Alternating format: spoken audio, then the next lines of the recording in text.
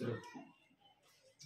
देखिए, आज हम चर्चा करेंगे संविधान और कुछ अनुच्छेद भी है।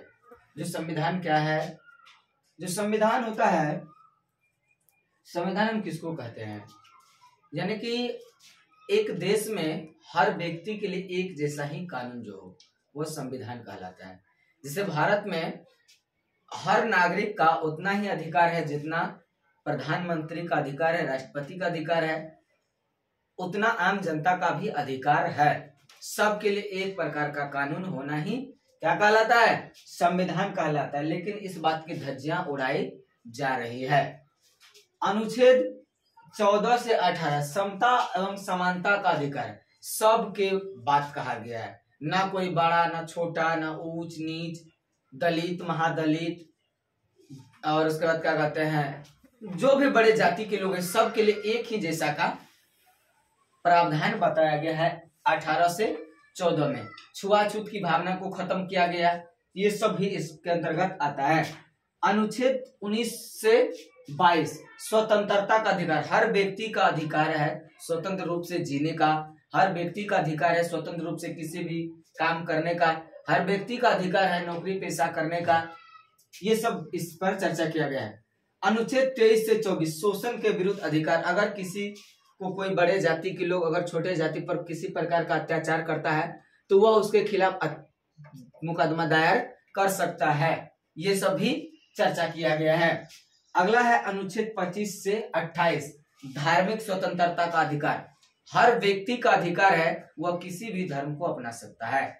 हिंदू चाहे अगर इस्लाम धर्म कबूल करे तो कबूल कर सकता है, और मुसलमान चाहे कि हिंदू धर्म को अपनाए तो वो भी कबूल कर सकता है। इसमें कोई दो मतलब नहीं है। हर व्यक्ति अपनी इच्छा और स्वेच्छा से जी सकते हैं, और भारत में ही एक ऐसा प्रावधान है कि हर जाति के लोगों को अलग अलग हिसाब से लोग जी रहे हैं, अलग अलग के धर्म को अपना रहे हैं, और सब देश में इतनी बातें नहीं है। अनुच्छेद 29 से 30 में संस्कृति और शिक्षा का अधिकार, यह संवैधानिक अधिकार है। हर व्यक्ति को पढ़ने का अधिकार है, हर व्यक्ति को संस्कृति का पालन करना, ये सारे छूट मिला गया है, संविधान के अंतर्गत चर्चा किया गया है। अनुच्छेद 32 में संवैधानिक उपचारों का अधिकार, संविधान के अंतर्गत जो उपचार की विधि व्यवस्था किया गया है सबका, एक नहीं बल्कि सबका, बड़ा छोटा इसमें कुछ नहीं होता है, सबका ही काम किया गया है। इसलिए हम पहले बता दिए आपको संविधान यानी सबके लिए बराबर कानून ही संविधान कहलाता है। अनुच्छेद 1 से 4 संघ एवं उसका राज्य, भारत एक राज्य संघ है, संघ का देश है भारत, कई सारे राज्यों को मिलकर के एक देश बना हुआ है भारत। उसके बाद अनुच्छेद 5 से 11 नागरिकता का, नागरिकता क्या है आपको तो पता नहीं है। नागरिकता, नागरिकता किसको कहा जाता है, देखिए नागरिकता वह होता है कोई भी देश अपने देश के नागरिकों को जब किसी खास प्रकार की एक मान्यता दे दे वह नागरिकता कहलाता है।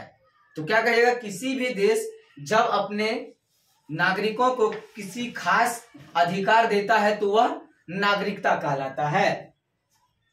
अनुच्छेद 12 से 36 नीति निर्देशक तत्व, राज्य के नीति निर्देशक तत्व अलग होता है, केंद्र के नीति निर्देशक तत्व अलग होता है। केंद्र सरकार जो नीति निर्देशक तत्व बनाएगी पूरे राज्य को पालन करना पड़ेगा, लेकिन राज्य जो बनाएगी वो राज्य भर में ही सीमित रहेगा।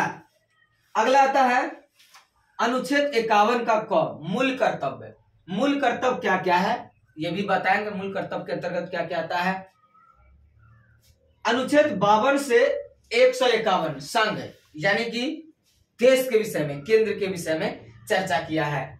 अनुच्छेद 152 से 237 में राज्य के बाद क्या गया, अलग अलग राज्य टूटना बिखरना एक होना।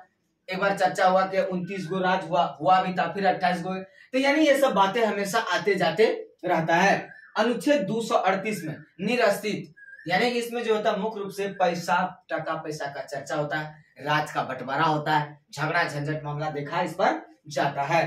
अनुच्छेद 239 से 242 में संघ एवं राज्य क्षेत्र, केंद्र का अलग राज होता है और राज्य के अंतर्गत जो होता है, जैसे आप लोग जानते होंगे कि जो लोकसभा का अध्यक्ष होता है अर्थात सांसद का एक क्षेत्र अलग होता है, संसदीय क्षेत्र बड़ा होता है, और वही विधानसभा के जो अध्यक्ष, विधानसभा के जो सदस्य होते हैं अर्थात विधायक का क्षेत्र अलग होता है। एक लोकसभा सदस्य के अंतर्गत कई सारे विधानसभा आते हैं, 2, 3, 4, 5 आते हैं, यानी एक विधायक के अंतर्गत 5-6 विधायक होते हैं। उसके बाद आता है अनुच्छेद 243 में क से ग तक पंचायती राज की चर्चा किया गया है। पंचायत राज में पंचायत सरकार, पंचायत के साथ बहुत सारा होता है, पंचायत सरकार, ग्राम कचहरी, वार्ड कमिश्नर, ये सारी चीजें होती है इनके अंतर्गत। जय हिंद, जय भारत।